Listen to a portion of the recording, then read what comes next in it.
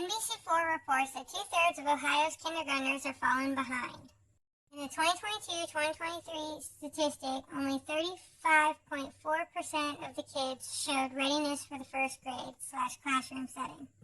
Personally, I think education's biggest failure is that we don't treat it the way the Montessori does, or as if it was like a camp-like environment. Think of all the ways a person can learn. There's really only three: audio, visual, and kinesthetic, which really should be called trial and error/doing, because that's really all it is. Schools expect these kids to sit and read or sit and listen for hours, only getting up for bathroom breaks, lunch, and only the younger kids get recess. And to put one teacher in charge of 30 kids and to have one teacher responsible for 30 kids is just insane. What we call general education isn't even unified across the country or even unified across the state. The curriculum is generalized at a minimum across the state, but each school district gets to add whatever they want to their curriculum. If that were only private schools doing that, it would be fine, but public schools do it too. And public schools are a lot different from one town to the next.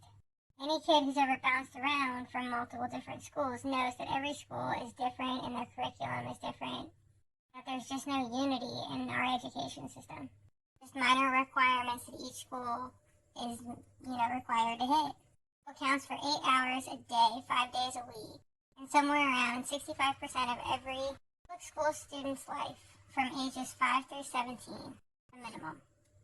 People start their kids as young as 3 part-time. Depending on when the student's birthday falls, some students don't graduate till they're 18 or 19. Excluding things like basic math, science, history, and reading, what do they actually learn? The answer is barely anything. These kids aren't ready to go to work, and the school doesn't even teach them how to socialize. Teachers only let their students speak to each other during group assignments. You got all these kids that can't socialize. Most of them have spent their entire lives at that point, or the majority of their lives at that point, sitting in a chair, who aren't prepared to get a job. They're not prepared to live on their own, go to college, or anything. They know nothing about the real world. The education system needs to mix college education with camp experience. College, you are taught world skills, and the teachers treat you like an adult. Now, don't treat the kindergartners like an adult, but treat the children like their age. Teach them real life skills. It should really be set up like kid museums and science centers, with greenhouses, gardening classes, gun safety classes, driver's ed classes, giant playgrounds with equipment for all ages, things like that. Maybe have cameras all over the playground for liability reasons, but they also need to lower how many students they stick with one teacher, like to 4 to 6 students per adult is plenty. Most people don't even have 6 kids. If most parents don't have 6 kids, how are you going to ask an adult who may or may not be a parent, who probably does not have 6 kids, to be in charge of more than 6 kids? Teachers are human too. Teachers should also be federally background checked and have to have a concealed carry. If you are in charge of these children's lives, you should be able to protect them. Child psychiatrists and psychologists should be on site as well, observing the classrooms and all the teachers and students. 1 in 4 people have mental health issues. If caught in early stages in early childhood, almost every mental illness can be severely treated or potentially even cured. These trained specialists can also spot signs of child-on-child bullying or potential abuse going on in the home or potential abusive adults towards the children, such as other teachers bullying children. Every problem we face today all stems from ignorance and lack of education. The problem with the world is that all of our problems could be solved with education. Think of all the heartless and greedy people. They were made that way. Somebody made them that way. Somebody hooked them up so bad that they became that way. The average school year is between 160 and 186 days a year. 365 days minus 186 days is 179 days that the kids are not in school per year. Some math for you: 17 minus 5 is 12, which means 12 years of school is about average for each kid.